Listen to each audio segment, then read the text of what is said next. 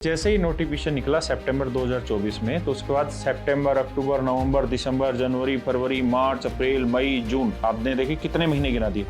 इन महीनों में इसके एग्जाम डेट का कोई अनाउंसमेंट नहीं। कई बार ऐसा हुआ है कि 2 अक्टूबर को भी इन्होंने एग्जाम रखा है। ग्रुप डी की जो वैकेंसी थी लास्ट 2018-19 में इन्होंने लेके आए थे, 2024 में जाके इन्होंने फाइनली उसको ज्वाइनिंग दी। आप 10-10 महीने तक तो एग्जाम की डेट अनाउंस नहीं कर पाते। 72,000 पद सरेंडर कर दिए गए 2015-16 से 2021 के बीच में। एक डेटा ये भी आया कि जो चीज आप खुद अनाउंस कर रहे हैं, आप उसके एग्जाम को टाइमली कंडक्ट नहीं कर पा रहे हैं, उसके रिजल्ट को टाइमली नहीं डिलीवर कर पा रहे हैं। जो सवाल पूछा जाता है कि कितने पद खाली हैं, उसका डेटा नहीं आता है। रेल मंत्री साहब से ये पूछना चाहता हूं कि 2024 का आपने कैलेंडर निकाला, जो कि कैलेंडर के नाम पे गहरा तमाचा था, जिसके अंदर एक भी चीजें क्लियर नहीं है। पूरा कुआं पानी का भरा हुआ है, अधिकार हमारा पूरे कुएं का है, आप उसमें से एक बूंद निकाल के दे रहे हैं। हम ये कह रहे हैं उस बूंद को तो तरीके से दे दो। सरकार ये भी दावा करती है कि वैकेंसी में कमी नहीं आई है। वो एक डेटा भी शेयर करते हैं, कोरोना के दौरान भी हमने 2,37,00,000 बच्चों का एग्जाम कराया। पहले क्या होता था कि 4 साल 5 साल पर बंडल बनाकर वैकेंसी निकाल दी जाती थी। इतना आंदोलन कांग्रेस गवर्नमेंट में हो चुका होता तो अब तक रेलवे जवाब दे चुका होता, और हो सकता है रेल मंत्री साहब को भी पूरी जानकारी ना हो। जवाबदेही तो रेल मंत्री ही बनेगी, क्योंकि जनता द्वारा चुने गए प्रतिनिधि है और जनता के प्रति उनकी जवाबदेही। इतनी ऐसी वीडियो वायरल होती हैं कि जहां एग्जामिनेशन सेंटर में ये दिखाया जाता है कि घपला होने लग रहा है, सिस्टम अपने आप सेल्फ ऑपरेट होने लग रहे हैं, जबकि एग्जाम सेंटर में आपका मोबाइल नहीं जा सकता, फिर भी मोबाइल से प्रॉपर वीडियो बनने लग रही हैं। 50,000 बच्चों के लिए चीजें अरेंज करें बहुत आसान है। मैं कह रहा हूँ 50 लाख के लिए भी चीजें अरेंज करना किसी तरह पॉसिबल हो पाता है, लेकिन जब आप 5 करोड़ बच्चों के लिए वो चीजें अरेंज करेंगे तो दिक्कतें होंगी। नीट का पेपर लीक हुआ, लास्ट टाइम तक सरकार ने ये नहीं माना कि पेपर लीक हुआ था। जिस दिन कोई गले तक या नाक तक पानी आ जाएगा, मरने की नौबत आएगी, तो दूसरा तरीका सोचेंगे। मैं थोड़ा सा प्रोसेस समझना चाहता हूँ, कैसे इसके आप लोग तय करते हैं हैशटैग, और इसके जो भी लोग शामिल होते हैं इसमें, तो वो किस तरीके से इसको प्लान किया जाता है। कई बार ये आरोप भी लगता है कोचिंग वालों पर कि वो स्पॉन्सर कर रहे हैं प्रोटेस्ट को। रेलवे रिफॉर्म की जो आवाज उठी ना, एक बच्चे की वजह से उठी। जब वो बच्चा आया, उसने रो के मुझे बताया कि सर अब मुझे समझ नहीं आ रहा कि मैं क्या करूं। जो जोत है इस मुहिम की, उस बच्चे की आवाज से बनी थी। हम तो बस उसमें घी डालने वाले हैं। हम ये किसी भी हालत में नहीं चाहते कि वाटर कैनन से ऊपर से पानी बरसता रहे बच्चों के ऊपर और फिर डंडे और चाबुक पड़ते रहे बच्चों पे। विपक्ष को धरना देना चाहिए, विपक्ष को आंदोलन करना चाहिए, विपक्ष को चाबुक खाने चाहिए, विपक्ष को डंडे खाने चाहिए, ताकि फिर हम लोग कहें कि हाँ देखो यार, इन्होंने हमारे लिए संघर्ष किया, अब इनकी बारी, हम इनको वोट देते हैं। करीब 2,40,00,000 लोगों को हर रोज उनके गंतव्य तक पहुंचाने वाली रेलवे को हिंदुस्तान की लाइफलाइन कहा जाता है। लेकिन ये लाइफलाइन केवल गंतव्य तक पहुंचाने तक ही सीमित नहीं है, ये रोजगार के अवसर के मामले में भी है। करीब 14 लाख लोगों के साथ भारतीय रेलवे देश की सबसे बड़ी नियोक्ता है, और यही वजह है कि करोड़ों छात्र तैयारी करते हैं, प्रतीक्षा करते हैं वैकेंसीज की, और उसमें जी जान से जुड़े होते हैं। बीते दिनों ऐसी एक वैकेंसी आई तो बवाल मच गया।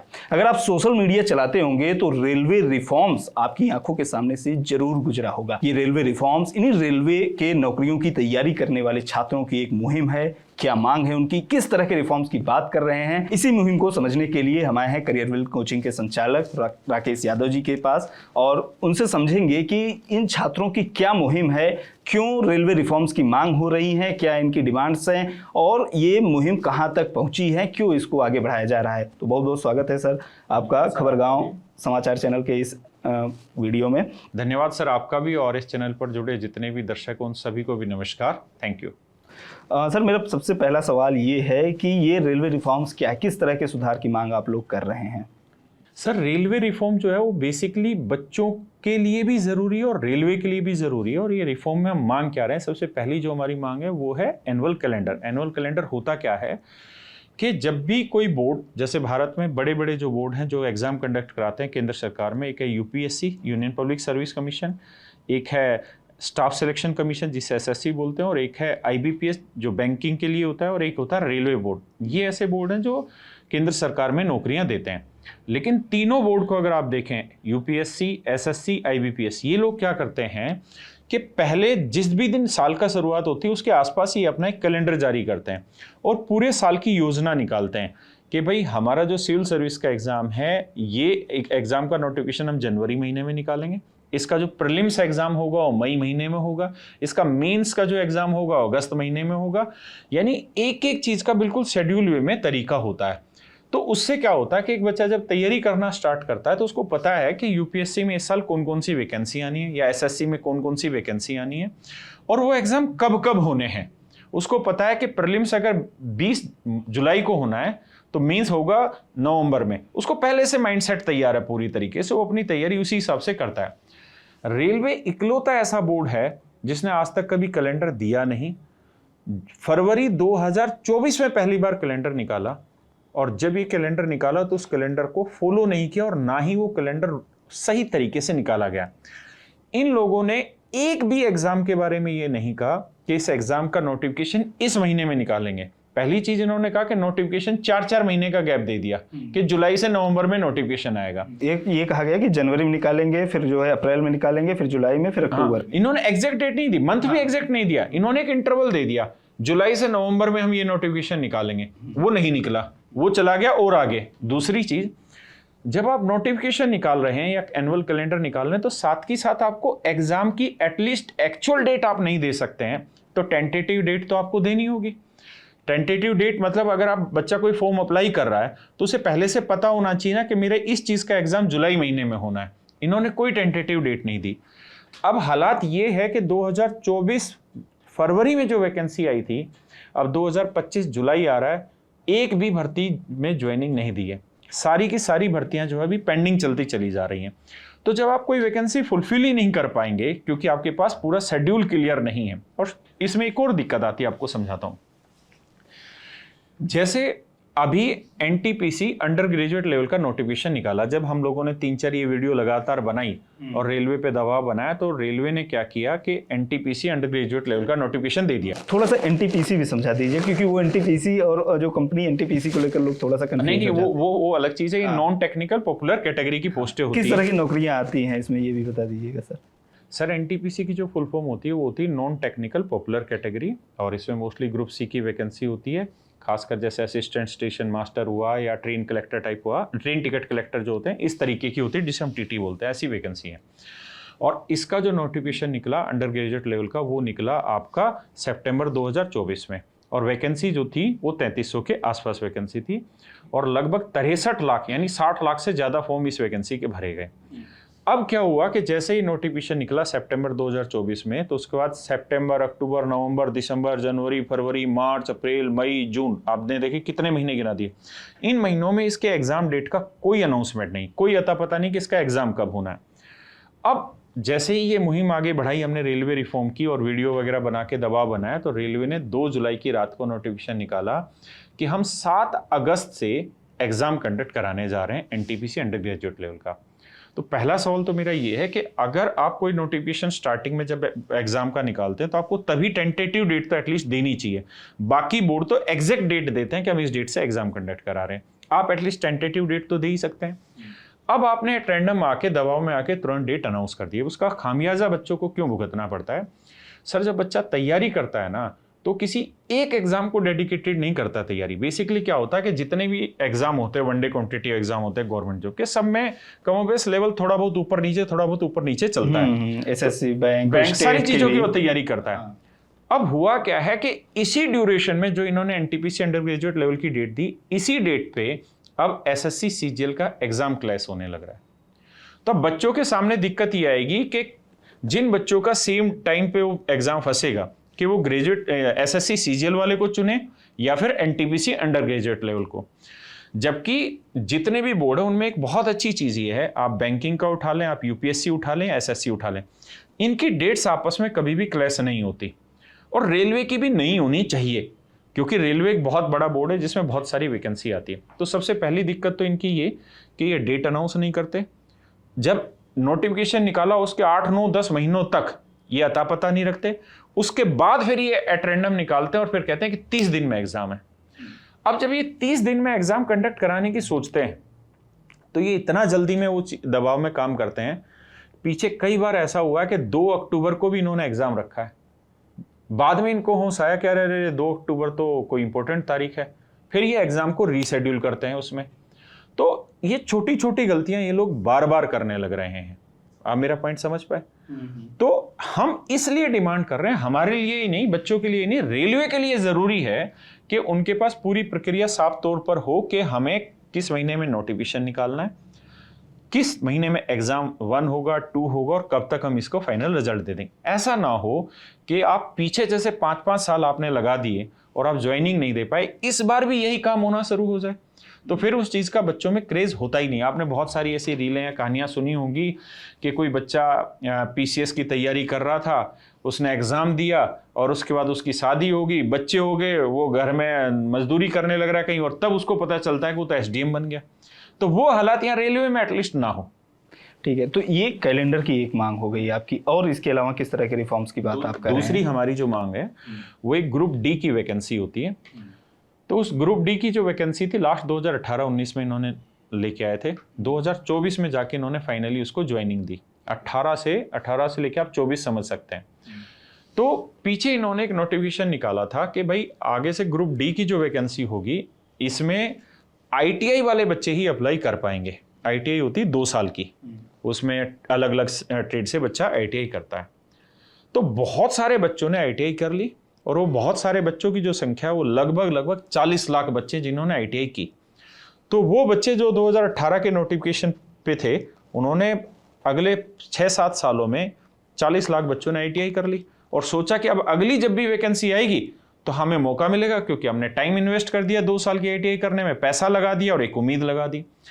अब 2025 में आके इन्होंने एक नोटिफिकेशन दिया कि नहीं, ग्रुप डी की जो वैकेंसी है उसमें 10th क्लास वाले बच्चे भी अप्लाई कर सकते हैं। तो सोचो, जो बच्चे 8 साल से इंतजार में थे, आईटीआई करे हुए बैठे थे, अब इन्होंने कहा कि नहीं 10th क्लास वाले भी बच्चे अप्लाई कर सकते हैं। तो वो बच्चे क्या करेंगे? वो बच्चे चले गए कोर्ट में, उन्होंने कोर्ट में केस डाल दिया और अभी 22 जुलाई को उसकी अगली तारीख है, 26 जुलाई को अगली तारीख है। अब आप ये बताइए कि गलती किसकी है? ना बच्चे की गलती है, पहले आपने आईटीआई को अनिवार्य किया, फिर उसके बाद उसको हटा लिया और ये भी कहा कि आप 10 पास वाले भी। और जो बच्चे पिछले 7-8 साल से इस उम्मीद में बैठे हैं, आईटीआई करके बैठे हुए, वो कहां चले जाएं? और इस दौरान कोई वैकेंसी भी नहीं है। दिक्कत तो यही है ना कि हम जो एनुअल कैलेंडर मांग करें कि एटलीस्ट आप हर साल वैकेंसी तो लाइए। ना तो कोई वैकेंसी आई, ना उन बच्चों को ये बताया गया कि आगे आईटीआई रहेगी कि नहीं रहेगी। आपने एक नोटिफिकेशन निकाल दिया तो मतलब बच्चों ने तैयारी कर ली आईटीआई की। अब 10th क्लास वाले बच्चों को अलाउ कर दिया, अब वो कोर्ट में केस चला गया और अब वो वैकेंसी रेलवे ने खुद ने फंसा दी, क्योंकि जो 10th वाले बच्चे हैं अब वो अपनी मांग रहे हैं और उनकी मांग भी जायज़ है, आपने नोटिफिकेशन निकाला है। और जो आईटीआई वाले बच्चे हैं वो अपनी मांग रहे हैं, उनका भी नोटिफिकेशन जायज़ है, उन्होंने रेलवे ने ही वो जिम्मेदारी ली। तो अब हमारी दूसरी मांग ये है कि रेलवे इसके लिए जिम्मेदार है, ना उन बच्चों के पेरेंट्स जिम्मेदार हैं, क्योंकि ये बच्चे जो है बहुत गरीब परिवारों के बच्चे हैं। इतना पैसा नहीं होता कि वो आईटीआई करें और ये सब चीज़ें करें, की है और फिर फंस गए हैं। तो इस उलझन से और इसका समाधान निकालने में रेलवे ही काम करेगा। तो हमने कहा है कि रेलवे ग्रुप डी की वैकेंसी बढ़ाए, मात्र 32,000 वैकेंसी है। जबकि सच बात यह है कि बहुत सारी आरटीआई में और संसद में भी इन्होंने खुद ही ये जवाब दिया कि हाँ 2,75,000 के आसपास वैकेंसी खाली है, जिसमें लगभग 1,75,000 के आसपास तो ये वाली वैकेंसी खाली है जिसमें सिक्योरिटी वाला पॉइंट रहता है। अब हमारी मांग ये कि ग्रुप डी की वैकेंसी बढ़ाओ ताकि आईटीआई वालों को उनका हक मिल जाए और जो नॉन आईटीआई वाले बच्चे जो 10th वाले उनको उनका हक मिल जाए। तो ग्रुप डी की वैकेंसी बढ़ाओ और इस मामले को सुलझाओ ताकि बच्चों का एग्जाम टाइमली कंडक्ट हो। और दूसरा ये कि 2024 में कैलेंडर दिया, 2024 में ग्रुप डी की वैकेंसी आनी चाहिए थी, लेकिन वो वैकेंसी आई 2025 में, 2 जनवरी 2025 में इन्होंने नोटिफिकेशन निकाला और अब तक उसके एग्जाम का कोई अता पता नहीं है। और 2025 में कोई सिस्टमेटिक तौर पे चले तो एग्जाम होना भी थोड़ा मुश्किल है, कारण कि बाकी जितने भी बोर्ड है उनके एग्जाम शेड्यूल्ड है, तो जो एग्जाम होते हैं वो ऑनलाइन लैब में होते हैं। तो मतलब आप जब कोई नोटिफिकेशन निकालते हैं ना, तो आप ये नहीं सोचते कि इस एग्जाम को लेना कैसे और कब लेना है, तो आप फंस जाते हैं। उसके बाद होता है क्या कि इनकी कई शिफ्ट ऐसी होती है जो इनको कैंसिल करनी पड़ती बहुत सारे कारणों से। तो दूसरी मांग हमारी ये कि रेलवे में ग्रुप डी की वैकेंसी इंक्रीज की जाए ताकि आईटीआई वाले बच्चों के साथ भी जस्टिस हो, 10th क्लास वाले बच्चों के लिए भी जस्टिस हो। ठीक है, और वेटिंग लिस्ट और एग्जाम सेंटर, मतलब इसको लेकर क्या मांगे हैं? सर, वेटिंग लिस्ट के साथ कहानी है कि जैसे मैंने आपको कहा कि बहुत सारे बच्चे जब तैयारी कर रहे होते हैं तो शुरुआत के 1-2 साल में उनका कहीं पर भी सिलेक्शन नहीं होता, क्योंकि आज के समय में जितना कंपटीशन टफ होता जा रहा है तो जो लेवल है वो काफ़ी बढ़ चुका है। जब बच्चा तैयारी करता है तो 1.5-2 साल लगते हैं उसको उस तैयारी तक पहुंचने में, और जब उसकी तैयारी वहां पहुंचती है तो उस समय फिर वो 4-5 एग्जाम लगातार एक साथ निकाल देता है। तो अगर किसी बच्चे का ग्रुप डी में सिलेक्शन हो गया और साथ के साथ उसका एसएससी सीजीएल में भी सिलेक्शन हो गया या एनटीपीसी में सिलेक्शन हो गया, 4-5 नौकरियां उसके पास है, ज्वाइन तो किसी एक को करेगा। लेकिन अगर मान लीजिए उसने सीजीएल को ज्वाइन कर लिया, जिसके थ्रू कस्टम इंस्पेक्टर बनते हैं, यानी अच्छी पोस्ट को उसने ज्वाइन कर लिया अपने कंपैरिजन में, तो ग्रुप डी में जो वैकेंसी उसने हासिल की है, जो पोस्ट, वो पोस्ट तो अब बेकार चली जाएगी, वैकेंट रह जाएगी। और मान लीजिए ग्रुप डी में एग्जाम्पल के तौर पर इस बार 100 पोस्टें हैं और कुछ बच्चे ऐसे हैं जिनकी 101वीं रैंक है, या मान लीजिए आपकी 101वीं रैंक है, 100 पोस्टें थी, आपकी 101वीं रैंक थी, आपने सारे स्टेजेस क्लियर किए, आप पहुंचे। अब ऊपर ज्वाइन भी 100 लोगों ने नहीं किया, मान लीजिए 50 ही लोगों ने ज्वाइन किया, तो 50 सीटें तो अभी भी खाली है, रह गई।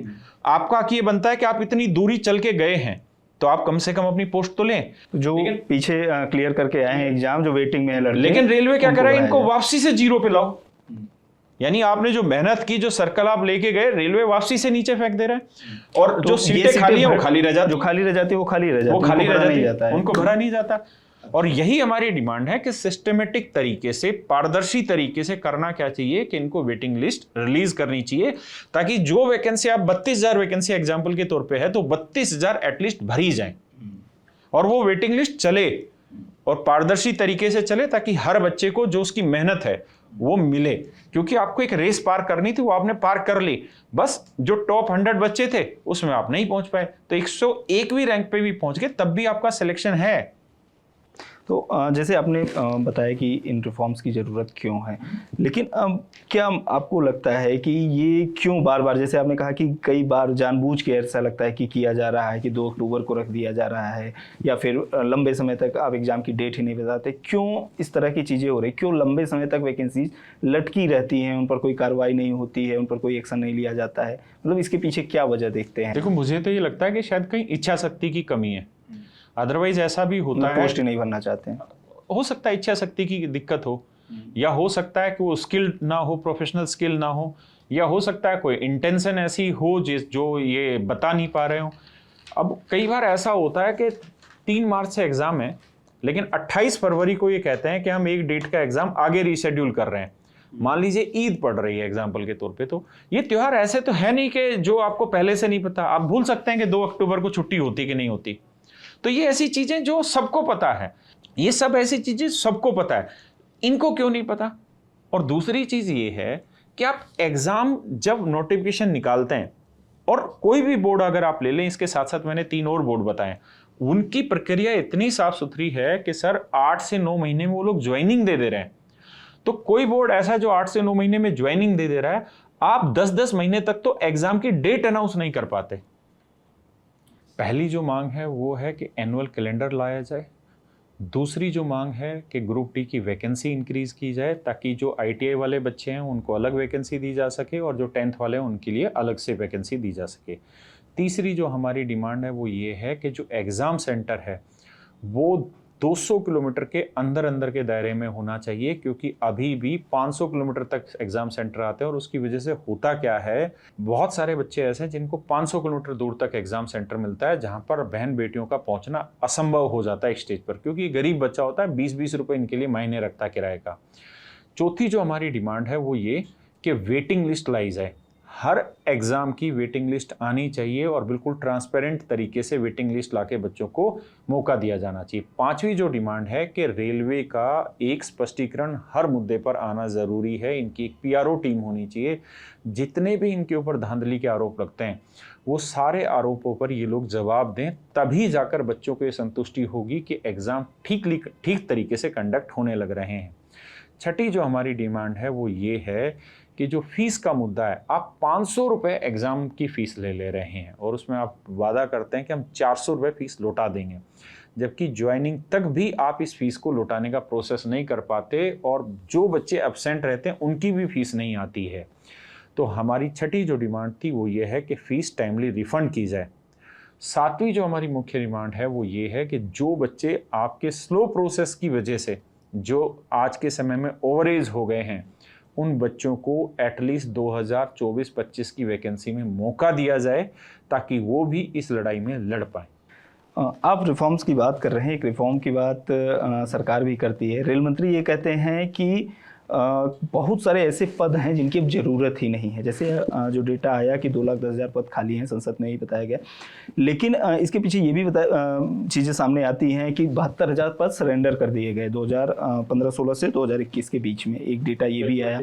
रेल मंत्री ये कहते हैं कि ये भी एक तरह का रिफॉर्म है, क्योंकि जो पहले वो पद अब रिलेवेंट है कि नहीं ये मायने रखता है। जैसे पहले डीजल से चलती थी, फिर वो इलेक्ट्रिक की तरफ शिफ्ट हुई, या फिर डिजिटलाइजेशन हो रहा है, मॉडर्नाइजेशन हो रहा है, तो उसकी वजह से बहुत सारे पद जो है अब इरिलेवेंट हो गए हैं। इसकी वजह से जो है हमको दिखता है कि ये इतने पद खाली हैं, लेकिन क्या उनकी ज़रूरत है अब या नहीं है, ये एक तर्क दिया जाता है। दोनों ही चीज़ों पर आपको जवाब देता हूँ। सबसे पहली चीज़ तो ये कि चलिए आप कह रहे हैं कि हमने बहुत सारे पद सरेंडर कर दिए हैं, तो वो भी एक रिफॉर्म है, लेकिन आप ही तो वैकेंसी निकाल रहे हैं, आप ही नोटिफिकेशन दे रहे हैं। आपने एक नोटिफिकेशन दिया 32,000 पोस्टों का, तो इसका मतलब 32,000 पोस्टों की तो रिक्वायरमेंट है।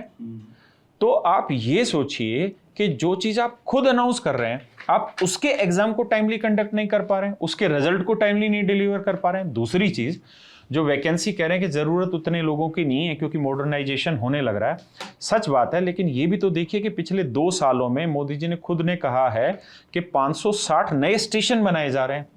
हर जगह 3-3 लाइनें बिछाई जा रही हैं, जो अभी तक 2 लाइनें थी और कुछ जगह एक ही सिंगल लाइन पे चल रही है। मतलब ये है। और आप ये भी देख रहे होंगे, अभी थोड़े दिन पहले उड़ीसा में एक्सीडेंट हुआ, रेल एक्सीडेंट हुआ, तो वहां खुल के बात सामने आई कि मैन पावर की कमी है।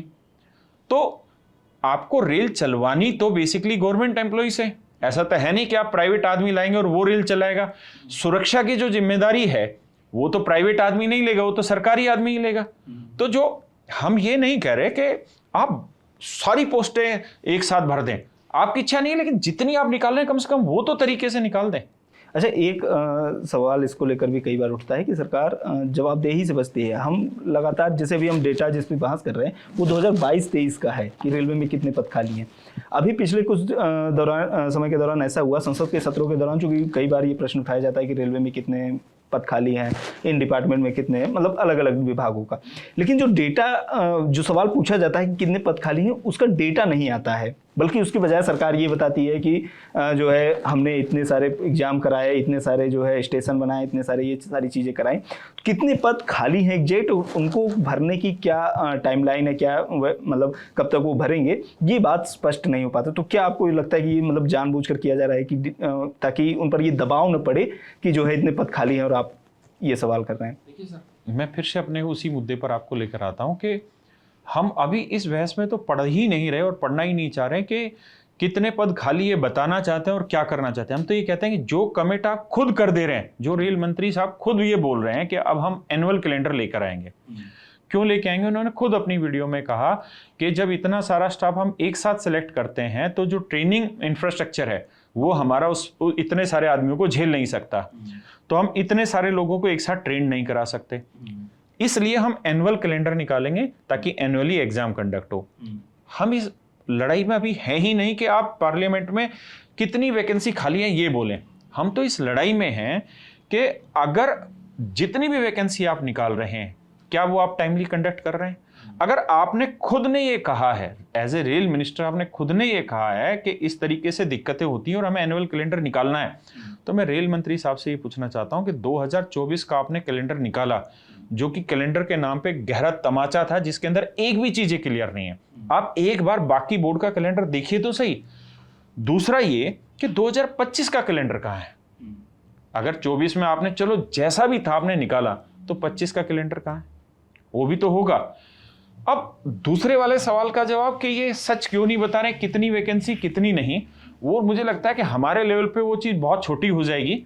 हम जैसे लोगों से हम कुछ कहेंगे भी तो उस बात का जवाब आना नहीं है। हम तो ये कह रहे हैं कि पूरा कुआं पानी का भरा हुआ है, अधिकार हमारा पूरे कुएं का है, आप उसमें से एक बूंद निकाल के दे रहे हैं। हम ये कह रहे हैं उस बूंद को तो तरीके से दे दो, उस बूंद को तो छिटा छिटा मत करो कि वो ना मुझे मिले ना इसे मिले ना इसे मिले, कम से कम एक बूंद दे रहे हो उसे तो तरीके से दो। ये सवाल थोड़ा सा इसलिए और भी ज़्यादा प्रासंगिक हो जाता है क्योंकि जब हम ये कहते हैं कि इतने सारे पद खाली हैं तो सरकार ये कहती है कि हम भर रहे हैं लगातार। एक जवाब जो लगातार आता है कि जो भी खाली पदों को भरने की प्रक्रिया वो सतत चलने वाली प्रक्रिया है, ठीक है।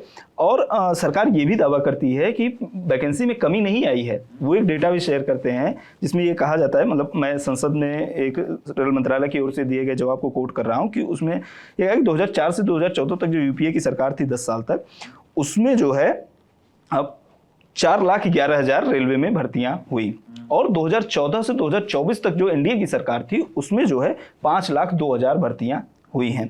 इसके अलावा अपनी उपलब्धियों के दौरान ये भी बताते हैं कि जनवरी से अक्टूबर के बीच 58,642 पदों पर भर्तियां अभी चल रही हैं।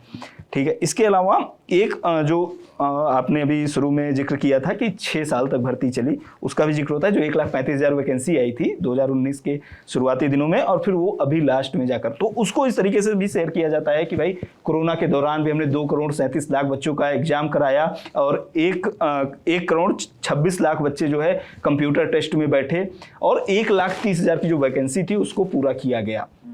तो उस तरीके से मतलब सरकार अपनी तरफ से ये दावा करती है कि हमने देखिए लगातार वैकेंसी निकाल रहे हैं, एग्जाम करा रहे हैं, भर्ती कर रहे हैं। इसके अलावा जो एनुअल कैलेंडर की बात भी उन्होंने मुझे लगता है कही कि ये पहले क्या होता था कि 4 साल 5 साल पर बंडल बनाकर वैकेंसी निकाल दी जाती थी। तो क्या होता था कि वेटिंग में जो कैंडिडेट बैठा है, इंतजार कर रहा है, तो कई बार वो ओवर एज हो जाता था। अभी क्या कर रहे हैं कि एनुअल निकाल रहे हैं वैकेंसी, इसलिए इसका साइज जो है देखने में छोटा लगा। अच्छा, एक बात बताइए, पहली चीज़ ये कि ये कह रहे हैं कि कांग्रेस गवर्नमेंट में इतनी वैकेंसी थी और अब हमने उसकी संख्या कई गुना बढ़ाई है। मैं राजनीतिक आदमी नहीं हूँ, मैं तो टीचर हूँ, इसलिए मैं उस बयानबाजी में जाऊंगा भी नहीं। लेकिन मैं इतनी चीज जरूर कह रहा हूँ कि अगर इतना आंदोलन कांग्रेस गवर्नमेंट में हो चुका होता तो अब तक रेलवे जवाब दे चुका होता, जितना अब हम कर रहे हैं। और इससे पीछे जितने मूवमेंट हुए उसका तुरंत की तुरंत रिप्लाई आता है। रेलवे के साथ दिक्कत ये कि एक सिंगल चीज का भी रिप्लाई इनका आ नहीं रहा। दूसरी चीज ये कि जो मोदी सरकार ने बहुत अच्छे काम किए हैं उसकी सराहना तो हम भी दिल से करते हैं। हम भी ये कह रहे हैं कि एनुअल कैलेंडर ये लोग बिल्कुल प्रॉपर निकाल रहे हैं, तीनों बोर्ड के, यूपीएससी, एसएससी और बैंकिंग के, पहली चीज। दूसरा, हम ये कह रहे हैं कि इन तीनों बोर्ड में, यूपीएससी, एसएससी और बैंकिंग वाले में, तीनों बोर्ड में जो वैकेंसी फिल हो रही है वो प्रॉपर हो रही है, ट्रांसपेरेंट है। तीसरी चीज मैं ये कह रहा हूं कि मोदी सरकार ने जो सबसे अच्छा काम किया वो ये किया कि इंटरव्यू बंद कर दिए। पहले इंटरव्यू में धांधलेबाजी होती थी, तो जो उनकी अच्छाइयां हैं हम वो तो बराबर उनको अप्रिशिएट करते हैं, ठीक है। लेकिन जो गलत चीज है वो भी तो हम कह रहे हैं। हम ये कह रहे हैं कि आपकी ये तीनों उंगलियां सही हैं, लेकिन इस चौथी उंगली को सही तो करो। हम ये थोड़ी कह रहे हैं आपको कि आप नंबर ऑफ वैकेंसी बढ़ाओ। आपने सर अगर एनटीपीसी ग्रेजुएट या अंडर ग्रेजुएट लेवल पे मान लेते हैं आपने 3300 वैकेंसी निकाल दी, तो किसने आंदोलन कर दिया कि आप 33,000 निकाल दीजिए? आप उनको प्रॉपर तरीके से टाइमली भरिए। आप उनको तो भरिए। आप मेरी बात को एक बार तरीके से समझिए कि ग्रुप डी की वैकेंसी कोर्ट में क्यों गई? भाई आपने एक वक्त पे खुद ही निकाला कि आईआईटी की जरूरत है, ठीक है जी, बच्चों ने आईआईटी कर लिया, सॉरी आईटीआई, माफ करना, इन्होंने खुद ही नोटिफिकेशन निकाला कि बच्चों को आईटीआई करना होगा तब ग्रुप डी की वैकेंसी भरी जाएगी, बच्चों ने आईटीआई कर लिया। अब आपको एकदम से कौन सी ऐसी खबर लगी, आपको कहा कि नहीं 10th क्लास वाले बच्चे फॉर्म भर सकते हैं? तो सर ये बताना वो कोर्ट केस क्यों हुआ, वो कोर्ट में क्यों गई वैकेंसी? किसी बच्चे की वजह से थोड़ी गई है, उनके पेरेंट्स की वजह से थोड़ी जा रही है, ये तो इन्हीं की हरकतों की वजह से जा रहे हैं। चौथी चीज जो मैं कह रहा हूं, मेरा खुद का पर्सनल जो कहना है वो ये है कि हम सरकार का इन्वॉल्वमेंट इसमें नहीं मान रहे। हम ये मान रहे हैं कि सरकार, खासकर मोदी सरकार, युवाओं को लेके इस चीज में वो बहुत जागरूक है और बच्चों के लिए काम भी करते हैं। नहीं तो बहुत साल पहले तक कभी इंटरव्यू में बहुत धांधलियां सुनने को मिलती थी, और एसएससी जैसे डिपार्टमेंट हो, यूपीएससी हो, आईबीपीएस हो, इनमें कभी भी कोई आपको धांधली नहीं सुनाई देगी। तो ऐसा इसलिए भी हो पाया क्योंकि मोदी सरकार की इच्छा शक्ति थी। लेकिन हम साथ साथ ये कह रहे हैं कि ये भी तो आपका ही डिपार्टमेंट है। देखो मोदी जी ने तो आके रेलवे संभालना नहीं है, रिक्रूटमेंट वाला काम, ये तो अंडर होगा रेल मंत्री के, और जो चेयरमैन होगा बोर्ड का उसको। और हो सकता है रेल मंत्री साहब को भी पूरी जानकारी ना हो, और चेयरमैन साहब ही ऐसे बैठे हो जो काम ढंग से नहीं हो पा रहा हो, तो ये जिम्मेदारी तो उनकी है। नहीं, जवाबदेही तो रेल मंत्री की बनेगी क्योंकि जनता द्वारा चुने गए प्रतिनिधि है और जनता के प्रति उनकी जवाबदेही। और एक चीज, लेकिन एक जैसे कि आपने कहा कि रेल मंत्रालय की ओर से कोई जवाब नहीं है, तो क्या मतलब रेल मंत्रालय की ओर से आप लोगों ने कोई डायरेक्ट बातचीत या मेल या किसी भी तरीके से उन तक पहुंचने की या उनसे रिएक्शन लेने की कोशिश की, उनका कोई जवाब आया? नहीं, हमारे पास कोई जवाब नहीं आया, और हमारे पास डायरेक्ट वे में कोई कम्युनिकेशन नहीं है कि हम उनसे मिल लें। उनकी कोई ऐसी पीआरओ टीम वगैरह नहीं है जो किसी मुद्दे को उठाने के बाद जवाब देती है। और मुझे लगता है कि जब 20 लाख बच्चे ट्वीट कर दे रहे हैं तो उसके बावजूद अगर कोई रिप्लाई नहीं आ रहा है तो हमें कोई उम्मीद इतनी बड़ी खास वहां से दिख भी नहीं रही है। दूसरा एक मैं बताता हूं कि 2012-13 में एसएससी में एक चेयरमैन होते थे, रघुवंशी सर, मैं नाम पूरा याद नहीं ले पा रहा हूं, आईएएस थे वो भी, इतने भले आदमी थे वो कि बच्चे अगर एक भी डाउट क्रिएट करते थे ना किसी चीज पर, वो खुद रिप्लाई देते थे। रेलवे के पास कितनी ऐसी वीडियो वायरल होती हैं कि जहां एग्जामिनेशन सेंटर में ये दिखाया जाता है कि घपला होने लग रहा है, सिस्टम अपने आप सेल्फ ऑपरेट होने लग रहे हैं, जबकि एग्जाम सेंटर में आपका मोबाइल नहीं जा सकता, फिर भी मोबाइल से प्रॉपर वीडियो बनने लग रही हैं। फिर भी रेलवे की तरफ से ये नहीं आता कि ये फेक है, ओरिजिनल है, क्या है।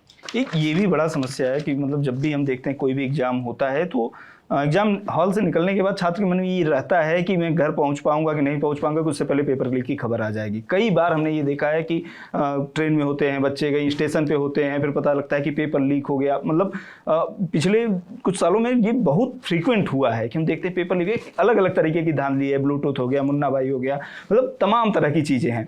तो इस धांधली को रोकने के लिए किस तरह के कदम उठाए जाने चाहिए? मतलब चूंकि आप टीचर हैं, आपके पास ढेर सारे बच्चे आते हैं गाइडेंस के लिए, और आप उनको निराश बच्चों को भी देखते हैं, उनको भी समझाते हैं, तो आप क्या देखते हैं कि इस समस्या का समाधान कैसे किया जा सकता है? सबसे बड़ी चीज़ तो ये है कि जब रेलवे 8-9 साल में एक बार वैकेंसी निकालेगा तो वो एक लोट बच्चों का बहुत बड़ा इकट्ठा हो चुका होता है, और वो जब इतने सारे बच्चे वैकेंसी के लिए अप्लाई करते हैं तो इतनी बड़ी संख्या में, जहाँ 1-1, 2-2 करोड़ बच्चा, रेलवे में कुल मिला के 3.5 करोड़ से ज़्यादा बच्चा फॉर्म अप्लाई कर रहा है, तो ये तो हम भी मानते हैं कि जब इतनी बड़ी संख्या में बच्चा फॉर्म अप्लाई करेगा तो दिक्कत होती है। लेकिन समस्या ये है कि वो इतनी बड़ी संख्या में अप्लाई क्यों कर रहा है। एसएससी जैसे बोर्ड में क्यों नहीं इतनी बड़ी संख्या में बच्चा अप्लाई कर रहा है? क्यों? क्योंकि एसएससी जैसा बोर्ड हर साल एग्जाम कंडक्ट कराता है। जब आप हर साल एग्जाम कंडक्ट कराएंगे तो वो लूप छोटा होता चला जाएगा, वो ग्रुप छोटा होता चला जाएगा और चीज़ें प्रॉपरली होती चली जाएंगी। दूसरा पेपर लीक वाला था। आप मुझे बताइए, क्या अभी आपने रिसेंट डेज में ये सुना है कि एसएससी का पेपर लीक हुआ, या यूपीएससी का पेपर लीक हुआ, या बैंकिंग का पेपर लीक हुआ? तीनों बोर्ड है, एक सिंगल भी घटना आपको नहीं सुनाई देगी। आपको बाकी सारी जगह सुनाई देगी, आपको स्टेट में सुनाई देगी, आपको रेलवे में सुनाई दे सकती है, लेकिन सेंटर के तीनों बोर्ड है या नहीं सुनाई देगी। कारण सिंपल एक कारण है, एनुअल कैलेंडर जारी होता है, बच्चे को पहले से पता है मेरा एग्जाम इस तारीख को, वो तैयारी करके रखता है, और हर साल ये प्रोसेस चलता रहता है, तो इकट्ठा लूप कभी भी नहीं होता। अब जैसे मान लीजिए स्टेट है, अब स्टेट में जब आप कोई वैकेंसी 5 साल में निकालेंगे, देखिए अगर आप 50,000 बच्चों के लिए चीजें अरेंज करें बहुत आसान है, मैं कह रहा हूं 50 लाख के लिए भी चीजें अरेंज करना किसी तरह पॉसिबल हो पाता है, लेकिन जब आप 5 करोड़ बच्चों के लिए वो चीजें अरेंज करेंगे तो दिक्कतें होंगी और वहां पेपर लीक होने के चांसेस हैं। तो उसका सबसे पहला समाधान तो ये कि डिजिटलाइजेशन अपनाई जाए, जो अपना रहे हैं बोर्ड लेकिन प्रॉपर तरीके से नहीं अपना रहे हैं। दूसरा तरीका ये है कि हर साल वैकेंसी आएंगी तो नंबर ऑफ स्टूडेंट घटेगा।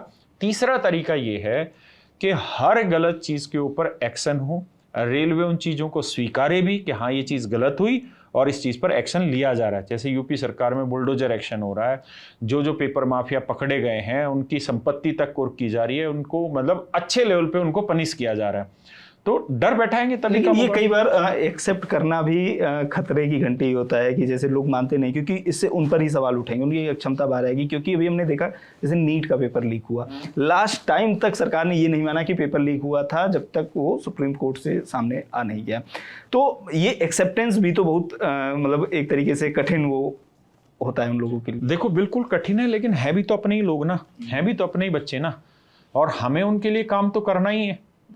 तो अगर कोई गलत चीज़ है और हो रही है तो हमें स्वीकारनी तो चाहिए, क्योंकि जब तक हम अपनी कमी स्वीकारेंगे नहीं तब तक उसमें सुधार भी नहीं होगा। सबसे पहला प्रोसेस ये है कि कमी ढूंढो, फिर स्वीकारो और फिर उसे सुधार करो। अच्छा, अभी आपने जैसे पहले के तुलना की कि पहले के समय में अगर हम इस तरीके से प्रोटेस्ट करते तो थोड़ा सा सुनवाई हो जाता, आंसर आ चुका होता। हम बदलाव एक देखते हैं कि पहले क्या होता था कि सड़क पे प्रोटेस्ट होता था, आयोग घेर लिए, जो है एसएससी घेर लिए, जो है आरआरबी का जो है हेडक्वार्टर घेर लिया। अभी क्या हो गया, डिजिटल हो गया। अभी जैसे क्या हुआ 20 लाख, वो देश के कोने में है, अलग अलग जगहों पर है, कोई इलाहाबाद से ट्वीट कर रहा है, कोई पटना से कर रहा है, कोई सिकंदराबाद से कर रहा है, और 20 लाख जो है ट्वीट इकट्ठा हो जाते हैं।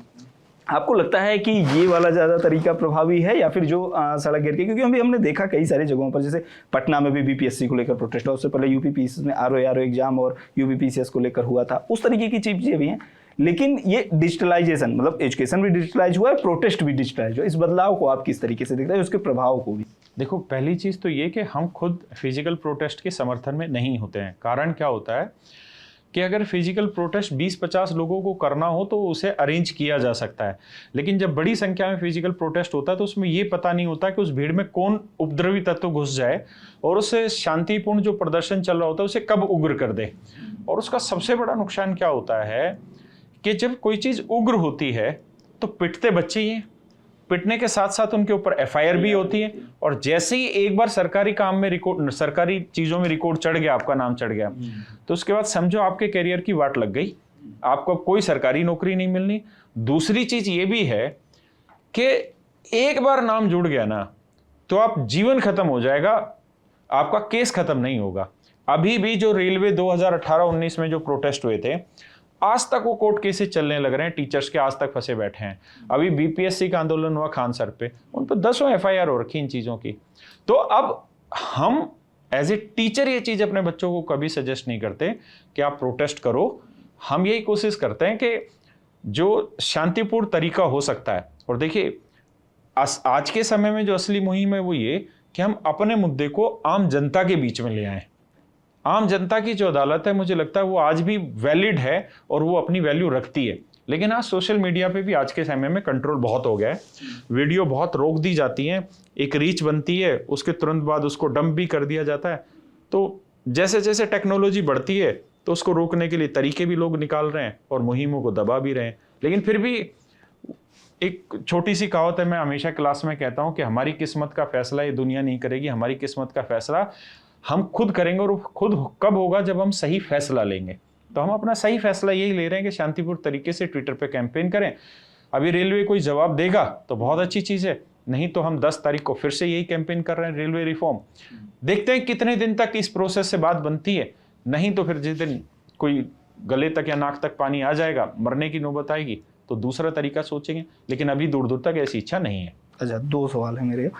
एक तो ये आपने कहा कि अभी हम फिर से 10 तारीख की तैयारी कर रहे हैं, और 4 जुलाई को आपने जो है जिस तरीके से आप लोगों ने कैंपेन शुरू किया था तो 20 लाख लोगों तक पहुंचा। मैं थोड़ा सा प्रोसेस समझना चाहता हूं, कैसे इसको आप लोग तय करते हैं हैशटैग, और इसके जो भी लोग शामिल होते हैं इसमें, तो वो किस तरीके से इसको प्लान किया जाता है और छात्रों तक उसको पहुँचाया जाता है कि इतने बजे इतने तारीख को एक साथ, क्योंकि वो शुरू होता है।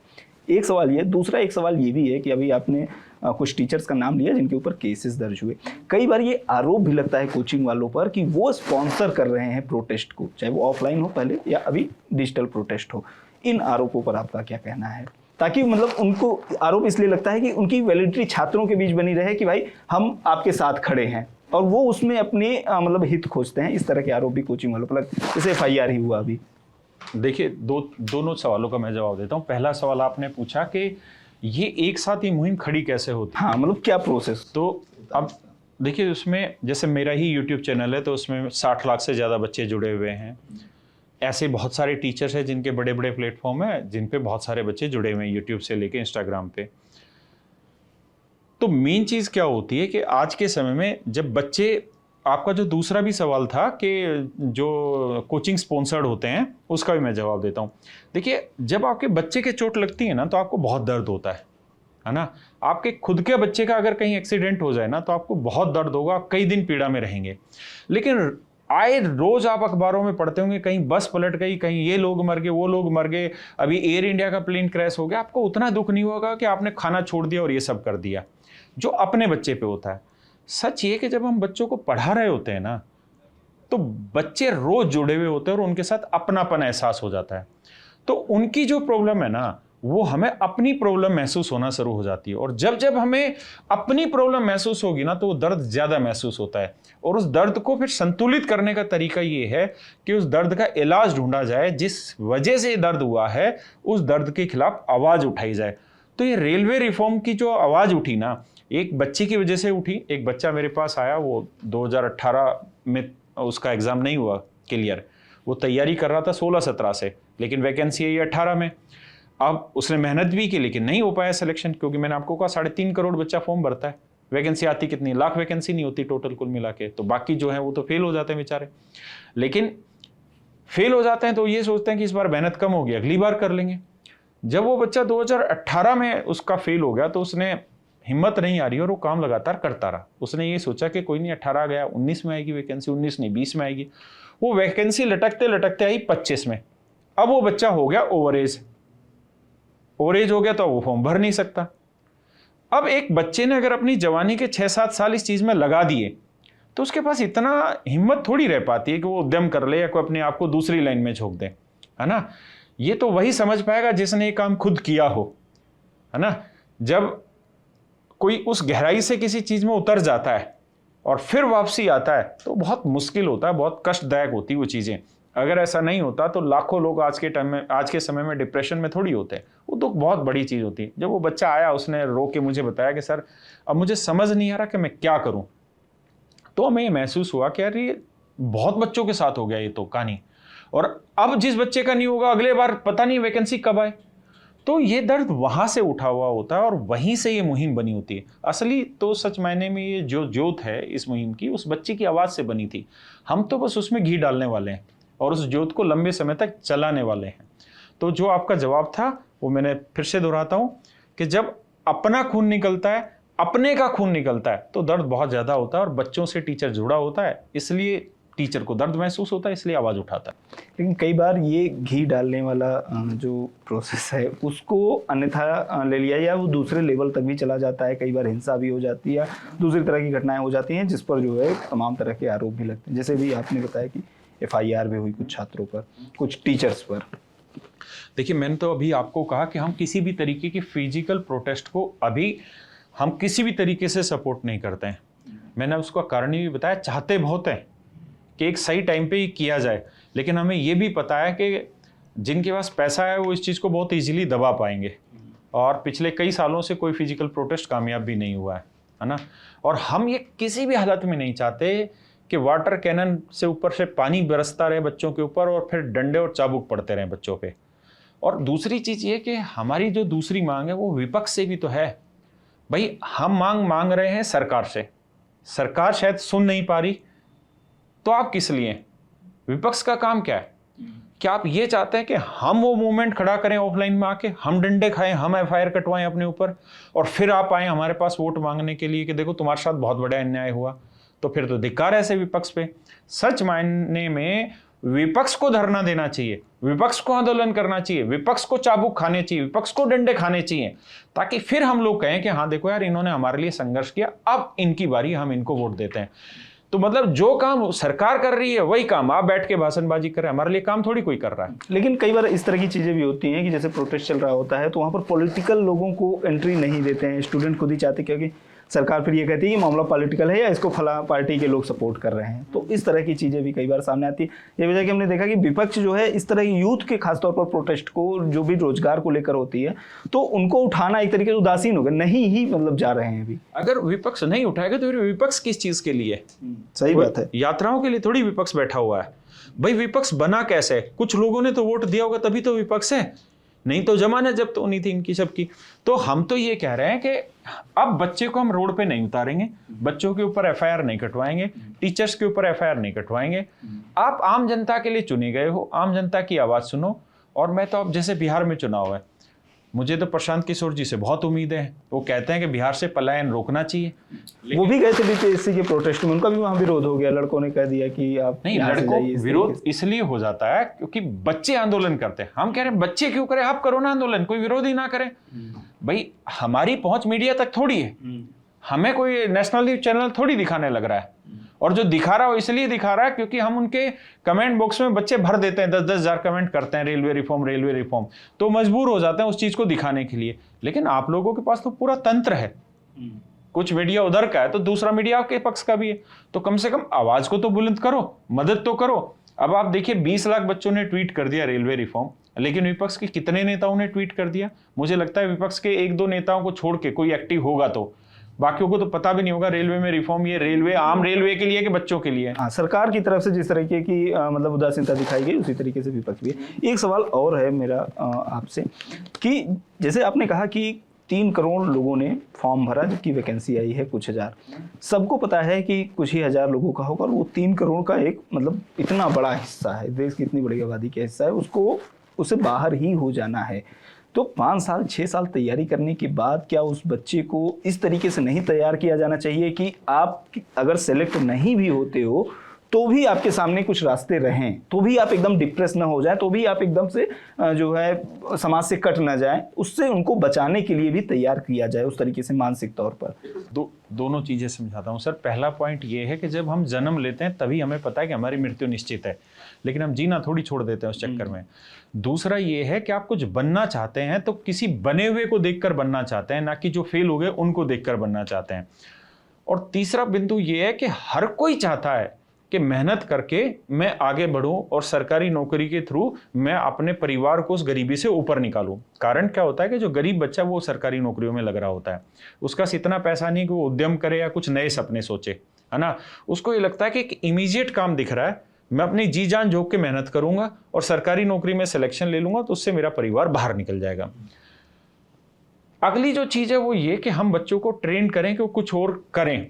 बिल्कुल ठीक बात है, हम अक्सर करते भी हैं और मैं इंस्टाग्राम पे इसी चीज को लेके मोटिवेशन बनाते हैं। इस चीज की छोटी संख्या नहीं है, करोड़ों में संख्या है। बिल्कुल बिल्कुल मानते हैं उस चीज को कि हम बच्चों को मोटिवेट भी करते हैं इस चीज के लिए। लेकिन जिसको रोटी चाहिए ना, उसको सिर्फ रोटी चाहिए। आप उसको सपना कुछ और दिखाएंगे बात नहीं बनेगी। हमें उसके प्रैक्टिकल ग्राउंड पे जाके उसको समझाना होगा, और प्रैक्टिकल ग्राउंड पे समझाने के लिए अभी वो परिस्थितियां देश में पैदा नहीं हो पाई हैं। हमारा एजुकेशन सिस्टम ऐसा नहीं है कि बच्चे ने ग्रेजुएट कर ली तो वो कोई गाड़ी बनाना सीख गया या कैमरा चलाना सीख गया या कोई स्किलफुल एजुकेशन सीख गया। अभी भी वो इतिहास के युद्ध जीत रहा है। बिल्कुल, एक बड़ी आबादी है जो पैदा होती है उसको इस तरफ झोंक दिया जाता है कि सरकारी नौकरी की तैयारी करो, आप पुलिस के लिए भर्ती, हाई स्कूल जैसे ही पास होता है उसको पुलिस सुबह सुबह दौड़ना शुरू कर देते हैं, आर्मी की भर्तियों में जाने लगते हैं, फिर ग्रेजुएट होते हैं तो एसएससी, बैंक, रेलवे, इन सब चीज़ों में इन्वॉल्व होने लगते हैं। लेकिन एक रियलिटी भी है, ये बात वास्तविकता है कि उनमें से बहुत सारे जो इलाहाबाद, पटना, दिल्ली, मुखर्जी मतलब आ रहे हैं, वो निराश होकर भी वापस लौटते हैं। तो उनको क्या मतलब ऐसे हम छोड़ तो नहीं सकते हैं डिप्रेस होकर। देखो, एक चीज आप समझो कि अगर मान लीजिए पूरे भारत से हर कोई शाहरुख खान बन पाता तो शाहरुख खान की आज ये वैल्यू ही नहीं रहती, है ना। बहुत कम ही लोग गिने चुने एक दो ही शाहरुख खान बन पाए, तभी तो शाहरुख खान की वैल्यू है। तो सरकारी नौकरी का जो क्रेज है वो दो वजह से है। एक तो बच्चे के पास अपॉर्चुनिटी नहीं है, दूसरी जो उसने सीखा है वो कुछ ऐसा स्किल नहीं सीखा है जिसके थ्रू उसको रोजगार मिल पाए। आप मेरी बात समझिए, रेलवे ग्रुप डी का एग्जांपल देता हूं, या आपके लाइनों पे जो काम करते हैं रेलवे में उनका एग्जांपल देता हूं। उन्होंने कौन सा स्किल सीखा? भी सिर्फ 11th 12th पढ़ लिया होगा, 10th पढ़ लिया होगा, कौन सा स्किल सीख लिया? कोई भी तो स्किल नहीं सीखा। बच्चे की जो हॉबी है वो तब पैदा होती है जब वो थोड़ा हायर स्टडी में जाता है या उसको एक ऐसा माहौल मिलता है ना।